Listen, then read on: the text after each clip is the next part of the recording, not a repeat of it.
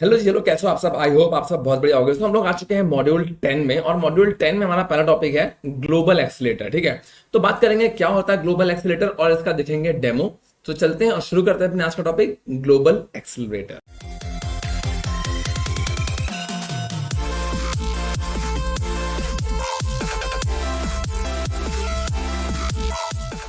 Okay friends, तो बात करते हैं ग्लोबल एक्सीलेटर की। Global accelerator is a service that improves the availability and performance.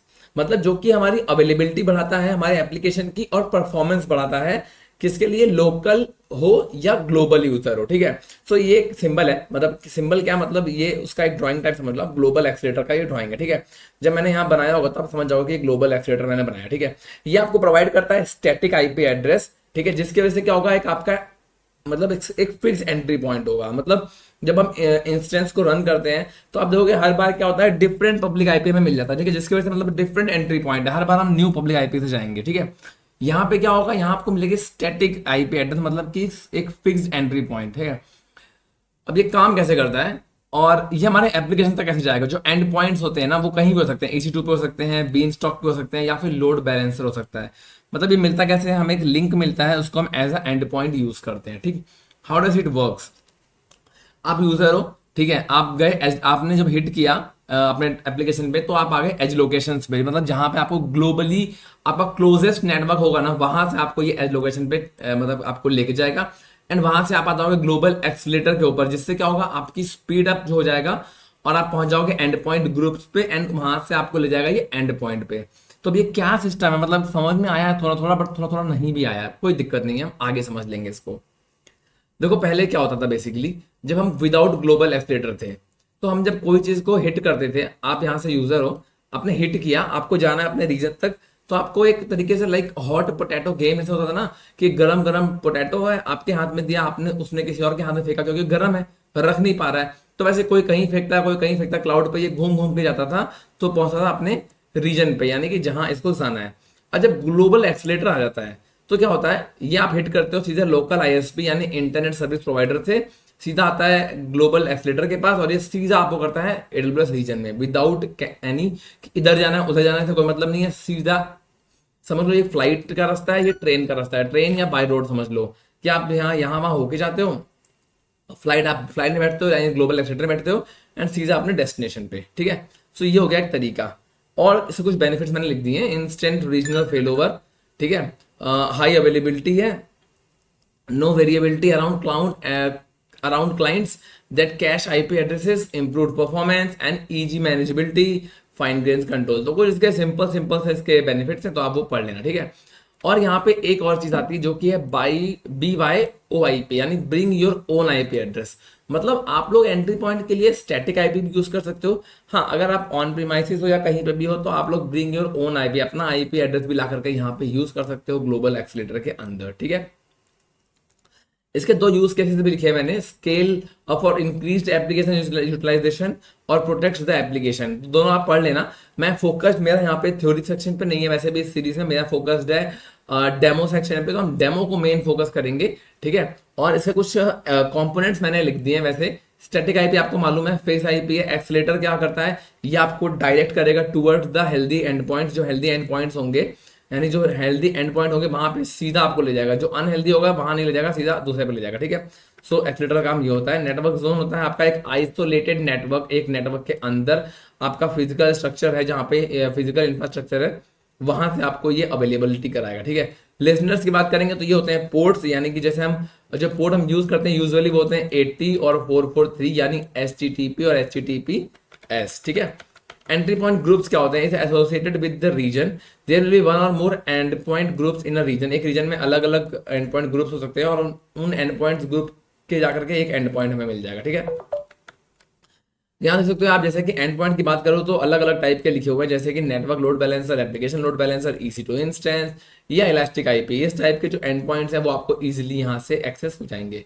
Quotas की बात करेंगे तो आप एक अकाउंट में, अपने एक AWS अकाउंट में आप 20 एक्सीलेटर लगा सकते हो, 10 पोर्ट लगा सकते हो, पोर्ट रेंज भी आप 10 लगा सकते हो, और एंड पॉइंट ग्रुप्स आप 10 लगा सकते हो, एंड टैग्स आप लगा सकते हो 50। ठीक है, तो ये कोटाज है बेसिकली। प्राइसिंग की बात करूं तो ये फ्री नहीं होता है, फ्री टीयर के अंडर, मतलब जब हम इसका डेमो करेंगे तो वो फ्री नहीं होगा, तो इसलिए हम जल्दी करेंगे एंड बंद कर देंगे। उसका एक फिक्स चार्ज होता है और कुछ पार्शियली आवर भी चार्ज होता है इसका, ठीक है। चलते हैं और शुरू करते हैं अपना आज का डेमो, जो कि है ग्लोबल एक्सीलेटर के ऊपर, ठीक है। सो इसके स्टेप्स मैंने मेंशन कर दिए नीचे, यहाँ पे सारे स्टेप्स बाय स्टेप मैंने जो डेमो किया है मैंने उसके स्टेप्स भी यहाँ मैंने मेंशन कर दिए हैं। सो यहाँ पे होगा क्या, होगा ये कि आप जाके नोट्स आपको बाय करने हैं, आप नोट्स बाय कर लोगे ना, आपको फुल AWS के नोट्स यहाँ मिलेंगे, और सारे जो मैंने सीरीज में जितने मैंने टॉपिक्स कवर किए ना उन सब का आपको डेमो भी उन्हीं नोट्स में मिल जाएगा। तो आपको जब डेमो करना होगा आप बस नोट्स ओपन करना एंड स्टार्ट, ठीक है। तो आपको बार बार वीडियो पे आने की जरूरत नहीं पड़ेगी, और ये नोट्स भी आपको इसके बारे में भी लिखा हुआ मिल जाएगा, टू द पॉइंट, फालतू का नहीं लिखा है, भर भर के पैराग्राफ नहीं लिखे हैं, सिर्फ टू द पॉइंट चीजें लिखी हैं, जितने की आपको जरूरत है सिर्फ मैंने उतना ही यहाँ पे लिखा है, ठीक है। जितने से आपका काम हो जाएगा, जितने आपको जरूरत पड़ेगी इन फ्यूचर, ठीक। अब हम क्या करने वाले हैं, हम अब ट्राई करेंगे ग्लोबल एक्सीलेटर। और कैसे ट्राई करेंगे, हम दो EC2 इंस्टेंस बनाने वाले हैं, ठीक है। नाम रखूंगा माई वेब सर्वर 01, माई वेब सर्वर 02, लिनक्स बेस पे रहेगा ये। एंड हम एक बनाएंगे ग्लोबल एक्सीलेटर, और वो कभी हमारे वेब सर्वर 11 पे लेके जाएगा, कभी हमें 2 पे लेके जाएगा, ठीक है। तो इसका डेमो करेंगे अपन। तो चलते हैं और शुरू करते हैं डेमो। तो डेमो के लिए हम आ चुके हैं अपने कंसोल पे, और यहाँ आने के बाद सबसे पहले हमें चाहिए होगा EC2 इंस्टेंस, जो कि 2 चाहिए होंगे। तो हम 2 इंस्टेंस फटाक से लॉन्च कर लेंगे। तो हम इंस्टेंस पे चलेंगे, आपको लॉन्च करना तो आता ही है, मैं बहुत डिटेल में नहीं बताऊंगा इसको, शॉर्टकट लिए हम थोड़ा स्पीड से कवर कर लेंगे इंस्टेंस वाला सीन, ठीक है। सो मैं इसका नाम ला देता हूँ माई वेब सर्वर 01 EC2 या EC2 01, ठीक है, ऐसे, ठीक है। लिनक्स रखेंगे इसको, की पेयर में NV रख लूंगा, नेटवर्क कोई दिक्कत नहीं है, सिक्योरिटी ग्रुप हमने रख लिया डिफॉल्ट, राइट। और नीचे आकर के मैं यहाँ कर लूंगा 2 इंस्टेंस, क्योंकि मुझे 2 चाहिए, तो मैं एक साथ दोनों लॉन्च कर लूंगा, तो अलग अलग लॉन्च करने की टेंशन ही नहीं आएगी, ठीक है। तो हम आ जाएंगे इंस्टेंस पे। आप देखो तो यहाँ पे 2 इंस्टेंस आ चुके हैं, 01, और इसको मैं कर लेता हूँ 02, ठीक है। अब इनको अपन लॉन्च कर लेंगे, कहाँ पे लॉन्च करने वाला हूँ मैं इसको, मोबाइल पे लॉन्च करने वाला हूँ। सो इन दोनों को अपन लॉन्च करेंगे मोबाइल पे, ताकि थोड़ा सा क्लियर रहे सीन सब कुछ, ठीक है। थोड़ा विजिबिलिटी रहेगी, अगर मैं सीधे यहाँ से करता हूँ कनेक्ट ना तो भी हो जाएगा, बट विजिबिलिटी उतनी क्लियर नहीं रहेगी। तो मैं पब्लिक IP पे यहाँ क्लिक कर लूंगा, एंड यहाँ करेंगे हम सेशन पे क्लिक, SSH पे क्लिक, ये मैंने पेस्ट किया, स्पेसिफाई यूजर नेम EC2-user, और की मैंने यूज करी है NV। सो NV को मैं यहाँ से पिकअप कर लूंगा एंड ओके।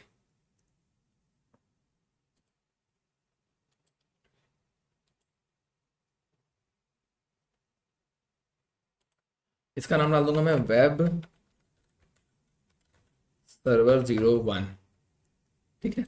जब हम इस पे आएंगे तो आपको पता लगा कि इसका नाम जो है वेब सर्वर 01 है। इसको आप थोड़ा सा हल्का सा कलर भी करता हूँ, ताकि आपको मतलब दोनों कलर्स में कंफ्यूजन ना हो। सो इसको मैंने कर दिया है ग्रीन कलर, ठीक है। ये देखो, जब हम इस पे रहेंगे तो ये एक्टिव हो जाएगा, और नॉर्मल रहेंगे तो वेब सर्वर 2। इसको भी मैं नाम चेंज कर देता हूँ, रीनेम टैप कर देता हूँ इसको वेब सर्वर 02, ठीक है। और इसका भी मैं कलर जो है वो चेंज करके रेड कर देता हूँ, ठीक है। All set, okay. तो ये मैंने 01 पे फिलहाल अभी लॉगिन किया हुआ है, 02 पे लॉगिन नहीं किया, तो मैं इसको सेशन कर लेता हूँ एंड स्टार्ट अ सेशन कर लूंगा, ओके। तो ये अपने आप चेंज हो जाएगा, ये नया सेशन लॉन्च करेगा, ठीक है। सो मैं पब्लिक IP दूसरे की भी कॉपी करके यहाँ लगा देता हूँ। ये मैंने पब्लिक IP यहाँ से कॉपी करी, यहाँ किया मैंने paste, specify EC2-user, advance setting, private की, और मैंने रख लेता हूँ इसका भी NV। देखो नया सेशन आ गया ये, ठीक है। तो इसको मैं वापस से चेंज कर देता हूँ, इसका नाम मैं रख लूंगा, इसको टैब को कलर चेंज कर देंगे, एंड इसका नाम मैं रख लूंगा वेब सर्वर 02, ठीक है। अब मुझे क्या करना है, इसको थोड़ा जूम कर लेते हैं दोनों को,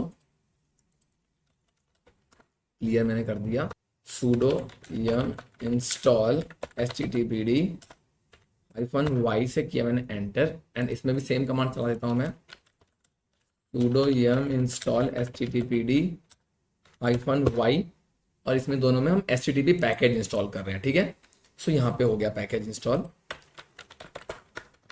इसको मैं एक्टिव कर देता हूँ, sudo systemctl start httpd enter. ठीक है, एंड यहाँ भी मैं सेम कमांड चलाऊंगा sudo system ctl start httpd enter. ठीक है, सो क्या हो गया होगा, दोनों थोड़ा मेरे एक्टिव हो गए होंगे। चेक कर लेते हैं एक बार। तो ये मैंने पहला सर्वर लिया, कॉपी किया एंड पेस्ट। ओके, सो लिख के आ गया इट वर्क्स। ठीक है, हम सेकंड वाला चेक कर लेते हैं।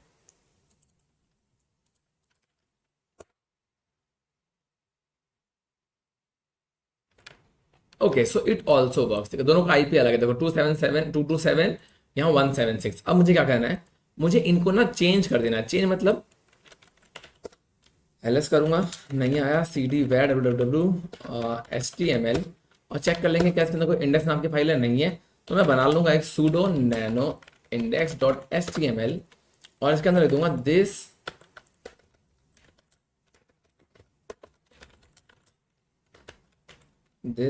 Is my web server 01। Control S से सेव किया और कंट्रोल एक्स से आ गए बाहर। ठीक है, और यहाँ पे मैं बना लूंगा sudo, पहले हम चलेंगे फाइल के अंदर cd var। अब यार ये मत पूछना कि ये सब क्या है, ये अगर आप यहाँ तक आए हो तो आपको ये सब तो आता ही होगा, मैं ये मान के चल रहा हूँ। ठीक है, तो html किया। Okay, so just a second guys, cd var। ठीक है, उसमें html की स्पेलिंग गलत हो गई थी एंड एंटर। अब मैं करता हूँ sudo nano index dot html enter, and यहाँ करूँगा this is my web server 02। Control S से सेव किया, एक्स से आ गए बाहर। ठीक है, अब एक बार मैं चेक कर लेता हूँ। ओके, सो यहाँ लिखा this is my web server 01, और यहाँ लिखे आएगा this is my web server 02। ठीक है, सो मेरा यहाँ तक का काम हो गया। मैंने 2 EC2 में इंस्टॉल, मैंने मतलब अपना इंफ्रास्ट्रक्चर तैयार कर लिया। ठीक है, अब आते हैं हम अपने मेन जोन पे, मतलब सॉरी ये मैंने पिन कर दिया है, मुझे इसको पिन नहीं करना था, यहाँ से डुप्लीकेट करना था। और डुप्लीकेट करना था क्यों, क्योंकि मुझे यहाँ चलना होगा ग्लोबल एक्सेलरेटर पर। मैं सर्च कर लूंगा ग्लोबल एक्सेलरेटर एंड ये देखो आ गया।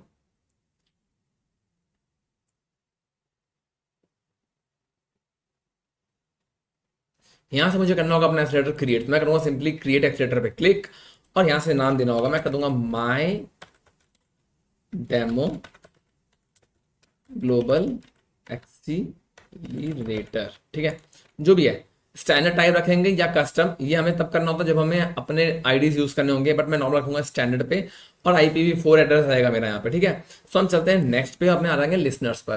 तो यहाँ आपको देखो मेंशन किया है पोर्ट, और यहाँ पे लिखा भी हुआ है 80 और जो भी है। ठीक है, तो मैं यहाँ 80,443 डाल देता हूँ, जो कि मेरे HTTP और HTTPS दोनों के लिए काम आएगा। ठीक है, और यहाँ हम प्रोटोकॉल कर देंगे TCP। ठीक है, और ओके, सो क्लाइंट एफिनिटी हम रखेंगे फिलहाल नन, कोई दिक्कत नहीं है। सिंपली मैं करता हूँ नेक्स्ट पे क्लिक।